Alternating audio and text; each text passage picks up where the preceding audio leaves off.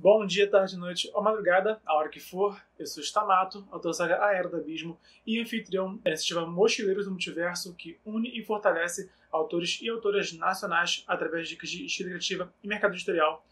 Hoje eu vou falar do primeiro ato do livro Dragões de Éter, que é uma série de vídeos que eu faço analisando de forma mais aprofundada cada livro. Então, em vez de eu só falar do livro como um todo, eu pego o livro e analiso ele com mais foco. Eu já fiz aqui no canal alguns vídeos focados no livro A Lenda de Drizzt. Foram 5 vídeos focando cada parte, cada ato, né, desse livro. E fiz também uma análise do Drizzt e também uma análise do livro como um todo. Foram 7 vídeos ao todo. Então, como eu estou relendo agora esse livro, que é um dos meus favoritos desde que eu me entendo como leitor, né? E eu decidi fazer para cada ato dele, são 3 atos também, um vídeo focado, e depois eu faço um vídeo também dele como um todo. A importância de fazer essas análises aprofundadas é realmente a gente aprender a ler como escritor. Existe um livro sobre isso, eu recomendo muito que você leia esse livro, mas é realmente porque eu acredito que você só lê como um observador, lê como uma degustação, não é exatamente o caminho para se tornar um escritor, como muitos pensam. Eu leio muito, eu vou escrever bem. Olha, eu ouço muita música e eu não sou músico, sabe? Eu vejo muito filme e eu não sou ator, nem diretor. Eu leio muito quadrinho, eu assisto desenho animado, mas eu não sei ilustrar, não sei desenhar. E assim por diante. Então, muitas vezes, a gente tem que parar pra pensar. A gente não se torna um artista só observando a arte. Nenhum músico aprende a tocar música ouvindo música. Nenhum ator aprende a ser ator só vendo filme, ou teatro, que seja, sabe?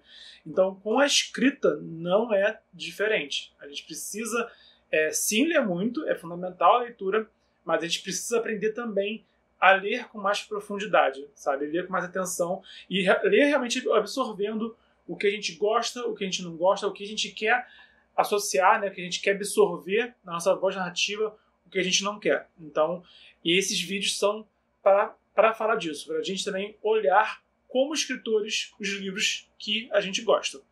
Se você tiver algum livro que você goste e gostaria que eu pegasse dessa uma análise mais aprofundada, comenta aqui embaixo também, tá bom? Então, eu quero falar hoje alguns tópicos sobre o primeiro ato desse livro aqui, do Dragões de Éter, volume 1, O Caçadores de Bruxas. O primeiro ponto é como que o Dracon aborda a escrita dele, né? Logo de cara, assim, acho que cada escritor tem uma abordagem própria na fantasia, talvez na fantasia medieval, talvez no imaginário, talvez na mitologia. Então, o outro autor que fala muito de mitologia é o Eduardo Spohr, por exemplo. Mas é bem diferente. O modo como o Spohr aborda a mitologia, o modo como o Dracon aborda a mitologia. Então eu sinto que o Dracon ele aborda muito o imaginário, as lendas e folclores e também referências à cultura pop. Eu acho que essas são assim, as bases da escrita do Dracon. Essa análise, né, essa abordagem imaginário, lendas e cultura pop. Eu acredito que é o modo como assim, como ele transita, né, desde as origens do que é o storytelling, né, quando a gente vai ver os mitos clássicos, são essa semente, né, esses primeiros frutos que o ser humano produziu de narrativa, e ele vai até, na verdade, o contemporâneo, sabe? Por exemplo, ele cita que as estrelas desse universo são nomeadas de acordo com poetas. E uma delas que eu me lembro agora é a Cobain, que é de Kurt Cobain, do Nirvana. Ele também cita algum romancista clássico, que eu não vou lembrar agora qual que era, tá? Mas você vê, né, o céu, as estrelas do céu, e estrelas tem a ver, né, com o imaginário, tem a ver com o sonhar, né? A gente olha para a estrela e a gente reflete, né? A gente tem esse diálogo entre o interno e o externo quando olha para as estrelas, né? E ele bota tanto, né, um autor clássico, mas põe também ao lado dele um músico dos 90. Então, essa é uma das formas que o Dracon aborda a cultura pop, sabe? Ele faz muita referência a videogame, sabe? Ele fala muito de Final Fantasy, que é uma franquia que eu adoro, acho que ele me ganha quando ele fala de Final Fantasy, sabe? Mas ele tem esse livro, logo na capa, né, você pode ver, tem a menina com um chapéu vermelho e tem um casal de irmãos, e tem um navio pirata. que eu acho que são assim, os principais mitos, né, os principais folclores que ele aborda nesse livro. A Chapeuzinho Vermelho, João e Maria e o navio pirata. Eu acho que não é spoiler se eu falar, né, porque é uma coisa que está logo no começo do livro, que é...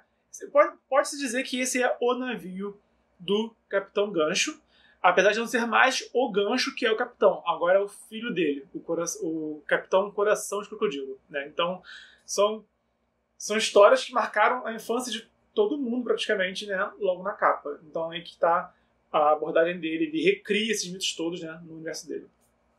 Sobre o ritmo narrativo, né? A abordagem é essa. E como é que é o ritmo que ele narra isso? Eu falei que eu tenho um vídeo só falando, comparando o ritmo narrativo do Tolkien e do Caldela. Basicamente, o Inimigo do Mundo, que é do Caldela, e a Sociedade do Anel, do Tolkien, tem mais ou menos a mesma quantidade de páginas. Isso varia muito, tá? Não é exatamente assim que se mede o tamanho de um livro. Um livro pode ser muito grande, mas pode ter letra grande também, e pode ser pequeno, mas pode ter letra também miudinha, então é relativo o tamanho, tá? Mas eles têm mais ou menos a mesma quantidade de páginas, mas no caso do Tolkien e do Caldela, o que eu reparo é que o Caldela tem o dobro de capítulos, mais ou menos, que o Tolkien. Os capítulos do Tolkien são maiores, e os do Caldela são mais sucintos, mais dinâmicos. Eu tenho visto só sobre isso, comparando os dois. No caso do Dracon, ele é ainda mais dinâmico do que o Caldela. Cada capítulo dele aqui tem mais ou menos 2 páginas e meia, em média. O que eu adoro. Eu adoro ler capítulos curtos. Eu estava falando com a Andra. Ela tem canal aqui, inclusive no YouTube. Se você pesquisar Andra e Star Wars, né, você encontra excelentes vídeos da Andra falando, né, dos livros de Star Wars. Mas não só isso. Ela fala também do Spor, fala também de tudo que é literatura boa, basicamente. Né? E eu estava falando com ela sobre escrita, né? E ela me contou que ela escreve capítulos pequenos. Eu falei, caramba, adoro isso, né? Já aposto que vou adorar o que ela escreveu logo de cara. Então, aqui o ato 1 tem 122 páginas e tem 46 capítulos, né? E se for ver aqui, por exemplo, aqui, ó, ele nem pula a página, ele já emenda o númerozinho no meio da página. Então, aqui, ó, é contínuo, né? A página vai passando e a numeração vem e vai no meio da página. Então é um fluxo, sim, bem dinâmico. E aí, então, são 122 páginas, 46 capítulos, só o ato 1, né? O que daí, em média, 2 páginas e meia por capítulo. Então, assim, ele é muito dinâmico. Ele te dá um fragmento, né? E parte para outra cena. Eu não gosto disso em série. Eu fico bolado de ver, por exemplo, Game of Thrones, que era um episódio de mais ou menos 1 hora. E aí, assim, mostrava 5 minutos de cada núcleo, sabe? Eu mostrava, tipo, 10 núcleos e acabava o episódio eu sentia que eu tinha, assim, doses homeopáticas, sabe? Mas na escrita, por outro lado, isso me ajuda muito a ler, na verdade. Porque às vezes, assim, eu tô sem tempo pra ler, né? Às vezes, assim, quando eu tô até, tipo, no ônibus, eu não tenho pegado no ônibus porque estamos ainda em quarentena. Mas, no início de 2021, né? Mas se eu pego o ônibus, pode ser uma viagem curta, eu consigo ler uma parte desse livro, sabe? Então, poder ler aos poucos, né, acaba me fazendo ler mais. Eu acabo devorando, né? É até meio paradoxal isso. Então eu gosto muito desse ritmo dele. E ele essa coisa, ele pega uma cena, aí narra a cena. Aí pula pra outra cena, sabe? Às vezes em outro lugar, com outro personagem. Às vezes em outra linha de tempo até. Mas ele faz isso de forma dinâmica, de forma interessante, e mantém um excelente ritmo de escrita. Então, para quem gosta de livros com um ritmo mais dinâmico, com capítulos mais sucintos, mais curtos, né? E quem procura escrever assim, acho que Dracon, assim, uma das melhores referências que nós temos atualmente. E ele aborda, ele constrói, né, os pilares da escrita criativa, que são personagens, cenário e enredo.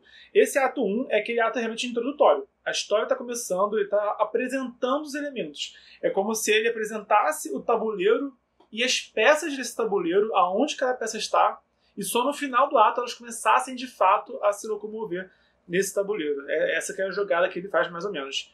Em relação a personagens, a gente conhece, sim, as origens dos principais personagens, que são o Axel, que é o príncipe, que não está na capa, né? Tem o príncipe, que é o herói da história.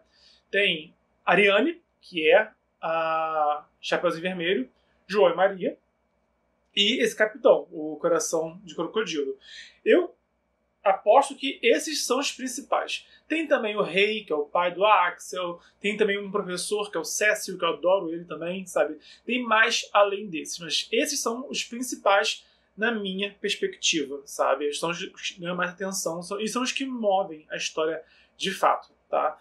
Então a gente... você conhece, assim, toda a origem deles, logo de cara. Não falta, assim... Se falta algum mistério do passado, é coisa pequena, sabe? Mas o fundamental é bem esclarecido. Ele dedica esse tempo, esse primeiro ato, a apresentar quem eles eram e quem eles são no momento. Então fala da história da Ariane, a Chapeuzinho Vermelho, em relação ao lobo, conta a história de João e Maria em relação à bruxa, conta como é que foi a relação do reino com bruxas depois desse evento, por exemplo, sabe? Fala bastante da família do Axel, né? O Axel é um que, assim, a gente conhece mais quem ele é em relação ao comportamento dele, a postura dele, aos gostos dele, né? Mas o histórico dele está mais ligado à família dele, a como que o reino se formou, né? Como que o pai dele, a relação do pai e da mãe dele e tudo mais. Em relação ao Coração de Crocodilo, como eu já dei esse pequeno, né? Assim, não é uma coisa de spoiler, porque tipo, o comecinho do livro já explica isso, né? Mas é muito interessante, não vou contar aqui para não estar entregando tudo, né? É bem interessante como que ele se tornou, como que ele sucedeu o pai dele, né? Como que ele assumiu o posto de capitão que pertencia ao Gancho. Então ele é um vilão assim que eu adoro, é um dos meus vilões favoritos. Ele tem atitude, ele tem uma motivação que é compreensível, que o Dracon não entregou ainda, sabe? Ele não entregou ainda exatamente qual que é a motivação desse Capitão Pirata. Você sabe que ele está movendo as peças, que ele está planejando algo, está executando um plano, mas não sabe exatamente o que ainda. Isso ele guarda para revelar depois. Mas é uma motivação assim totalmente compreensível, sabe? Eu não faria o que ele fez, né? Em hipótese alguma, em nível nenhum, né? Mas eu compreendo alguém que faz, que toma as atitudes dele, exceto a parte, né, de matar pessoas, que ele é um vilão ainda, né? Sobre o cenário, o Dracon apresenta os fundamentos desse universo, que é Nova Éter, que é esse mundo que tem uma relação muito íntima com o imaginário, sabe? Tem uma relação assim, com o sonhar, com o abstrato, né?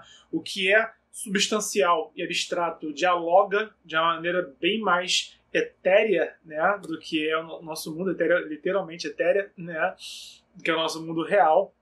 Então o Dracon, ele escolhe muito bem o nome do mundo e ele executa muito bem a ideia, o conceito desse mundo. Fala muito isso. O que diferencia de fato os mundos fantásticos é o conceito do mundo, sabe? Se a gente for ver, os mundos que a gente adora, eles têm conceitos próprios. E o que diferencia um mundinho mais do mesmo, que não acrescenta em nada, né? E tende a cair no esquecimento, né? E os mundos que ocupam o seu lugar no nosso imaginário, na cultura pop, é isso, um conceito individual. Se for ver a Terra-média, o Westeros, o continente do Witcher, né?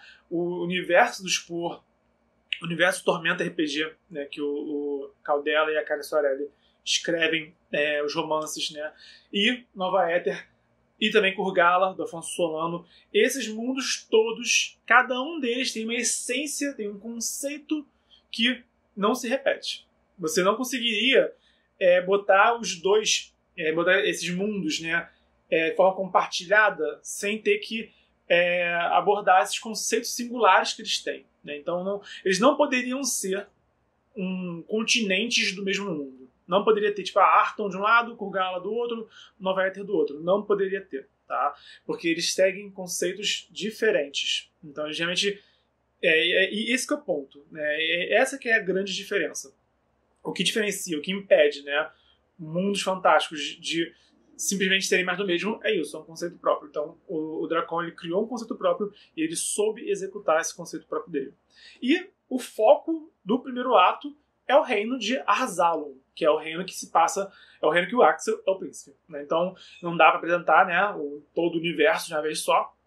Felizmente, o Dracon, ele apresenta um escopo desse mundo, mas ele dá uma atenção muito boa para esse reino, que é Arzalon. Então você conhece a história conhece os personagens, conhece um pouco da política desse reino, começa a entender a diferença entre os reinos, eles dizem por alto, né? Esse reino funciona de uma forma, os outros funcionam de outra forma, né? Então isso faz a gente ficar tão curioso pelos outros e também interessados em conhecer mais desse reino. Por fim, o enredo, né? Os personagens são a peça do tabuleiro, o cenário é o tabuleiro, né? E o enredo é essas peças se movimentando. O que ele de fato narra nesse ato 1 é as origens de Arzalon, né? Você conhece, como eu falei, conhece a história da formação do reino até os dias presentes. Você conhece o Axel, ele está se preparando para partir em jornada, então o ato termina com esse começo da jornada do Axel, ele está ainda se preparando, está ainda conhecendo os outros, tá, gente? Esse elenco, o Axel, a Ariane, o João e Maria, eles se reúnem ao longo desse ato 1, né? Antes do Axel partir nessa jornada dele, né? E o coração de crocodilo está começando também a mover suas peças, né? E está também provando que ele é uma ameaça a ser temida, que ele não está de brincadeira, que se o reino não se frutificar, ele vai concluir, seja lá qual for o plano louco dele. Então, eu senti que esses são os principais elementos desse primeiro ato. Conhecer Arzalon, conhecer o Axel, né, e ver esse começo é o start mesmo da jornada, sabe? Ele tá ainda botando o pé pra fora do reino, basicamente, né? E também esses piratas também se movimentando e indo dar o bote deles. Esse é o que eu senti, isso foi tudo que eu absorvi. Isso foi tudo que eu senti, que eu posso realmente compreender desse ato 1 que eu estou relendo desse livro.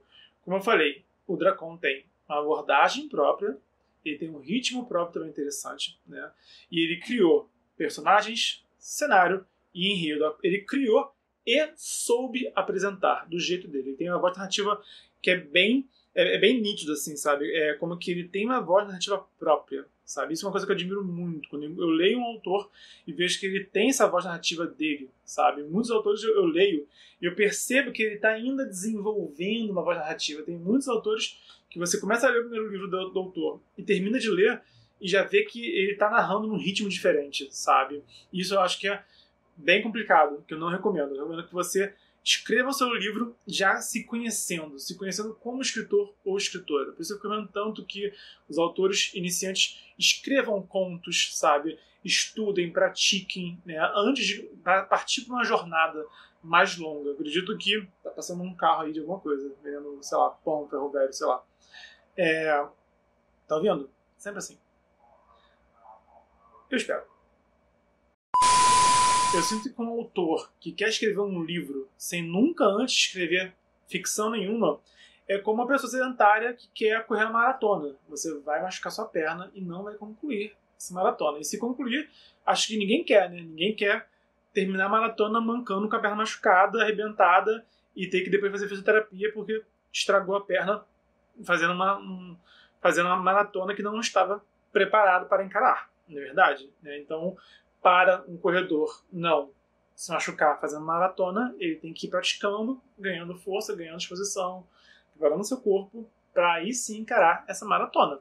Mesma coisa do escritor, para que ele também consiga ter essa voz narrativa própria, sabe? E consiga desenvolver personagens, cenário e enredo num romance, né, numa narrativa longa, tem que ter um preparo prévio. Eu recomendo brutalmente que tenha um preparo prévio, sabe? Se você estudar, estude, é uma coisa que eu recomendo, pesquise e estude a jornada dos escritores e escritoras que você admira e ver tudo que eles fizeram antes, eu diria, antes do livro famoso, do primeiro livro famoso, e também antes de escrever esse livro famoso, sabe? Stephen King publicava contos em revistas antes de Carrie a Estranha, por exemplo, né? Mas enfim, esse é outro assunto, não quero também desfocar aqui. Então, eu sinto que é uma coisa que eu admiro muito no Dracon, que logo no primeiro livro que ele publicou dele, ele era estudante de cinema, né? Então isso também ajudou ele a escrever, a praticar, sabe? Ele já escrevia, já praticava muito antes de lançar esse livro, isso ajudou muito ele, com certeza, sabe? E ele já chegou nesse livro com uma voz narrativa interessante, tá? E com ideias excelentes, sabe? Ele tem boas ideias e ele sabe executar essas boas ideias através de abordagem e de ritmo, aplicando essa abordagem, esse ritmo em personagens, cenário e enredo. Mas aqui embaixo, né, qual que é o conto de fada recriado que você mais gosta? Tem muitos autores que recriam os contos de fada. Por exemplo, o Witcher, né, o Sapkowski, ele usa a Bessa, Pequena Sereia, Bela e a Fera, Sete Anões de Branca de Neve. Ele usa a Bessa isso principalmente nos primeiros livros dele, por exemplo, sabe? O Dracon tem aqui os dragões de Éter. O Spor tem também o Spor-verso, né? Tem também esse universo expandido dele, dos Filhos do Éden, em que ele aborda... O Spor, ele aborda menos contos de fada e mais mitologia. É um pouquinho diferente, tá? Então, comenta aqui embaixo alguma recriação de contos de fada que você mais gosta, pra gente também ver outras abordagens desse tema também. E se você gostou do conteúdo, dá o like, se inscreve, ativa o sininho. Se você conhece alguém que pode se interessar por esse conteúdo, envia também na rede social. Lembrando que está no desafio 306 dias de escrita, é vídeo de mercado editorial e escrita quase todo dia. Então, até o próximo vídeo e a gente se barra pelo multiverso.